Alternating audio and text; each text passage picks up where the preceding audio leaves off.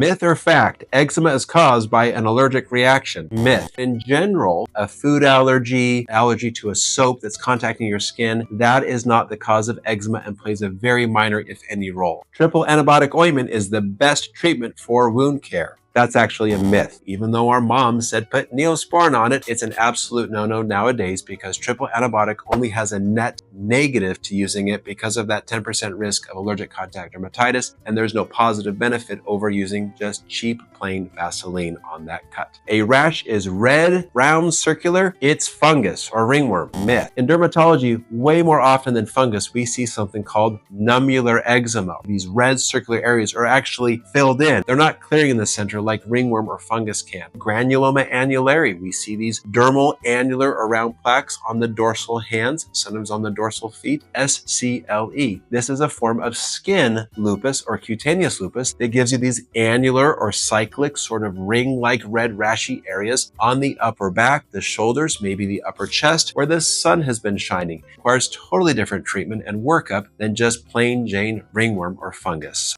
Myth or fact, psoriasis is actually an autoimmune condition, not just some itchy skin.